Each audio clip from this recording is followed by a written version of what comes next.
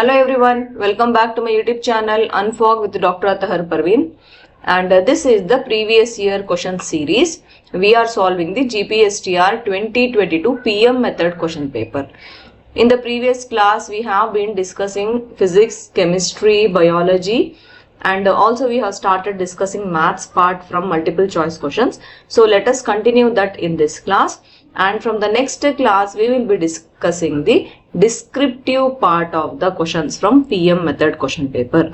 And if you have not subscribed to our channel, subscribe right now, and also you can stay in contact with us through Telegram channel and Telegram group. You will get the link in the description below this video. And if your response will be good related to these classes, then we will be little bit fast in posting the videos, because we have to understand what actually aspirants need. Only then we can proceed. Okay, so let us start with the next question from mathematics multiple choice questions part from GPSTR 2022 PM method question paper. So this question is question number 37, and it is from quadratic equations chapter. The question is, one of the root of the quadratic equation ax square plus bx plus c is equal to 0 is reciprocal of the other only when, and the four options are given. So basically what they are asking here is that if one of the root is reciprocal to another root, then what will be the relation between a and c? If you see the four options, you will understand what I am telling. See, basically in a quadratic equation we have two roots, right? Alpha and beta. Now they are telling that this alpha is inversely proportional to beta.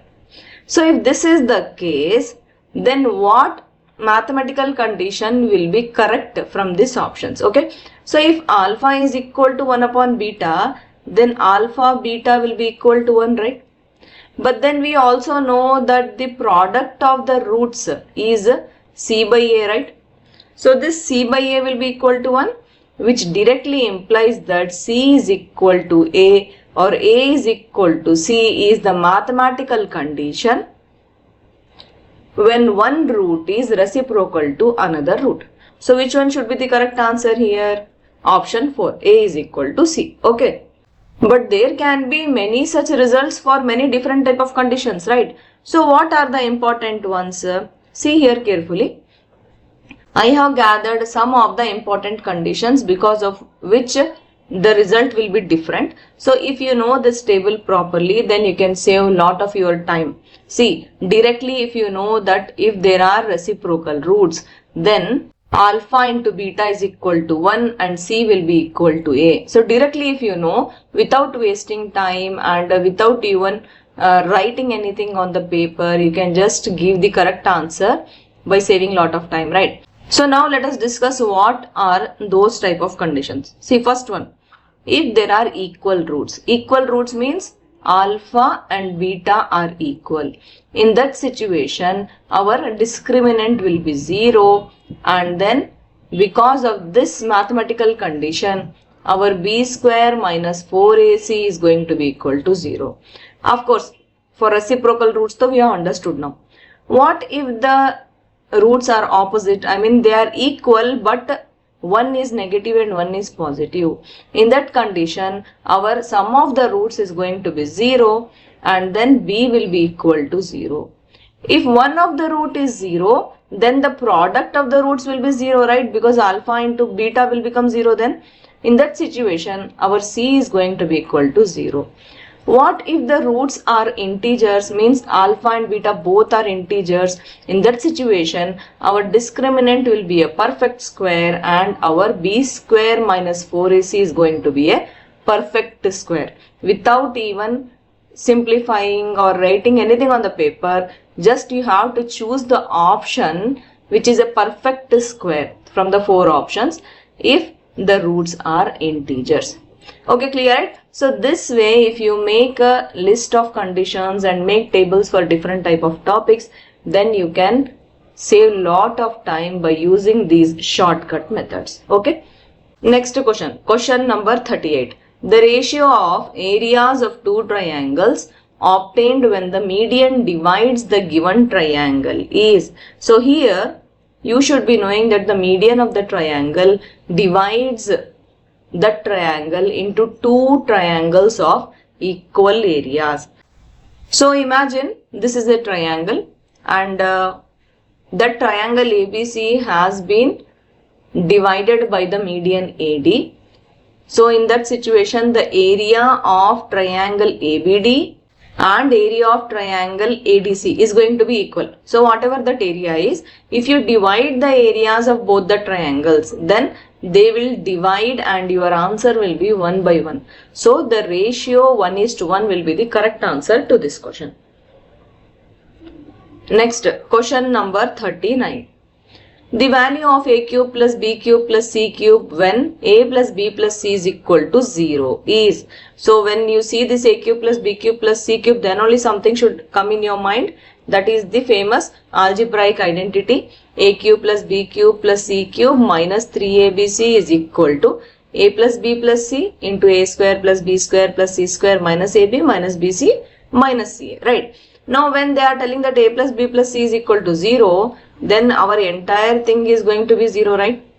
Now what is remaining in the left hand side? A cube plus b cube plus c cube minus 3abc is equal to 0, right? If I put that minus 3abc in the right hand side, I will get what is there in the question, a cube plus b cube plus c cube. And what is the answer here? It will be 3abc. Okay, clear, right? So option 2 will be the correct answer here. If you know this identity, without writing the identity also, you can get the correct answer here. So basically the moral of the story is that you should have list of formulae, list of all the conditions, list of all the important points, which will make it easy for you in the exam. Okay. Next, question number 40. In the given figure, PS intersects AB parallel to CD. The measure angle AQP is. So basically in this figure, AB is parallel to CD and these two parallel lines are intersected by the transversal PS. So you have to find out angle AQP. So basically you should remember that we have some theorems. When the transversal cuts the parallel lines, we have corresponding angles equal, we have alternating angles equal, we have vertically opposite angles equal, right? Now talking about the corresponding angles. Now this angle 2x plus 15 is corresponding to this angle, right? So basically angle QRD is a corresponding angle to PQB. So they both will be equal, right? So 2x plus 15, that one will be the angle here. But we also know that sum of the angles in a straight line is equal to 180 degree, right?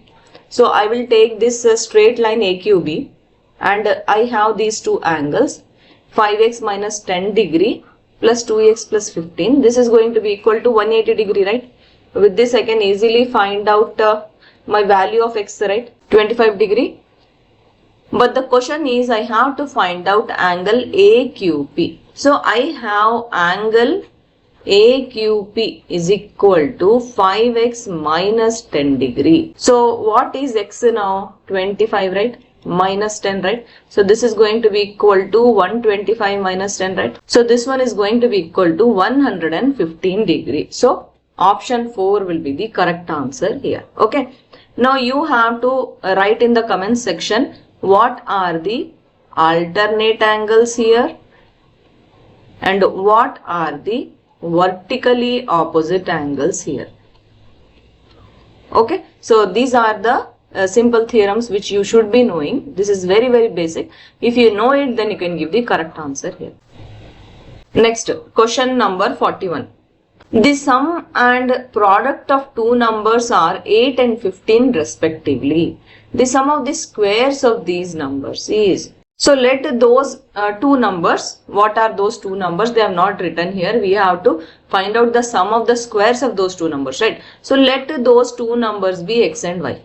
And according to the question, x plus y is equal to 8 and x into y is equal to 15. So I have these two linear equations now. I am going to square it both sides from equation 1. Okay. So I am going to square equation 1 both sides. So I get x plus y whole square is equal to 8 square. I'll apply a plus b whole square formula. There I will have xy. But then again from equation 2, they have given x into y is equal to 15, right? That I will substitute here. Then I will get x square plus y square value, right? Now what was there in the question? The sum of the squares of these numbers, right? So x square plus y square is nothing but the sum of the squares of these numbers, right? So what is the answer? I am getting it after simplification, 34, right? So that one will be my correct answer here. Very simple. If you just write it on the paper, things will come into your mind and you will do it automatically step by step. Only thing is that you should have practice and you should have done these type of problems while preparing for the exam. Okay. Next, question number 42. In the given figure, angle OAB is equal to 25 degree. The measure of angle AQB is. So here there is a circle. Inside the circle we have a big quadrilateral, we have a small triangle, right? APBQ is the quadrilateral around which the circle is drawn, and AOB is the triangle around which the circle is drawn, right? So basically the circle is circumscribing the triangle and the quadrilateral. So here AO and OB will be radii, right? So because of the radii, AO will be equal to OB, right? And because the sides of the triangle are equal, then the opposite angles also will be equal, right? So that's why both the angles will be 25 degree here, right? Now I will consider triangle AOB. In that triangle, if I do sum of the angles, that will be equal to 180 degree. I have two angles, so I will substitute and I will get angle AOB value, which is 130 degree. But the question is, I have to find out angle AQB, not AOB, right? Now I have AOB is 130 degree. Now to achieve the correct answer, what you do? You remember this theorem? Angle at center in a circle is equal to 2 times angle at circumference, right? You take angle AOB and you write it as equal to 2 times angle AQB and you get 65 degree. And if you are doing this, then your answer is wrong. Because some aspirants don't understand this theorem, that's why I am explaining it to you like this. See, angle at center is equal to 2 times angle at circumference if it is a same arc. Angle AOB is equal to 2 times angle APB, not angle AQB, because angle AQB is in different arc. What are the two arcs here? APB is one arc, AQB is another arc. APB is a major arc, AQB is a minor arc. Now what you have to understand is that angle at the center of the circle is 2 times the angle at the circumference if we are talking about same arc. But if we talk about the different arc, then the angle is different. For same arc it is theta by 2. Right, I mean the angle is theta by 2. It is like this. Theta is 2 times angle at circumference. Theta is what we found, no? That is our theta. This is our theta. Okay. So if they are asking you to find the angle from another arc, angle AQB, it is from another arc, then you can find using this formula. Angle is equal to 360 minus theta by 2. So our angle AQB is equal to 360 minus 130 by 2. So this is equal to 230 by 2, or 2 ones are 2 ones are 2 fives are. So our correct answer will be 115 degree. So basically what you have to remember here is, see, here your angle AOB is 2 times angle APB, right? But what is this angle AOB? It is nothing but your reflex angle at the center, right? For reflex angle, it is always 360 minus theta. So this is 2 times angle AQB, because here we are talking about reflex angle, the ulta angle we are talking about. Okay, so this you have to follow for this particular problem. Clear, right? So angle AQB is 360 minus theta by 2. So just remember it, very simple to remember. If they are asking in the same arc, then this will be valid. If they are asking in the opposite arc, then this will be valid. Okay, clear, right? Next, question number 43. In the given figure, A, B, C and D are 4 points on a circle. AC and BD intersect at a point E such that angle BEC is 130 degree, angle ECD is 20 degree. The measure of angle BAC is. So we have to find this angle. This is our question. So basically here these angles are on the same segment, right? Angle BAC and BDC, they are on the same segment. So that's why both the angles will be same because they are at the circumference and on the same segment, right? Now if I consider this straight line BED, sum of the angles in a straight line is 180 degree, right? So angle BEC plus CED is equal to 180 degree, right? I know that angle BEC is 130 degree, so I'll substitute and I can find out angle CED. Now that is going to be 50 degree, right? Now again I will consider triangle EDC because now I got this angle E, right? So this is my 50 degree now, right? So I got 50 degree angle E, I got angle C also 20 degree. Now if I easily find out angle D, that will be the value for angle A also, right? So I found the angle BDC value. This is 110 degree. Now as I already told you, angles on the same segment are equal. So that's why our correct answer will be 110 degree because angle D came out to be 110 degree. Angle A also will be 110 degree. Okay, clear, right? So one by one step it will come in your mind if you understand the question. Next, question number 44. The area of a rhombus when its diagonals are 10 cm and 8 cm is. So basically you should be knowing the formula. Area of the rhombus is half times d1 into d2. What is d1? One diagonal. What is d2? Another diagonal. We have a direct question here. We substitute and we get the answer. Okay, clear, right? Next, question number 45. The slant height and height of a right circular cone are 13 cm and 12 cm respectively. The diameter of its base is. So they have given the slant height also and the height also for the right circular cone, which is 13 cm and 12 cm. So basically if you know the volume of the cone formula, 1 by 3 pi r square h. R is radius. And that radius you can find using the slant height and the height, right? So here see, I will draw and show you. Now this is the cone, okay, right circular cone. Now this way this is the height, this is the radius and this is the slant height, okay? This is the slant height, this is the height and this is the radius. So basically here you can apply Pythagoras theorem, right? So your L square will be equal to R square plus H square, right?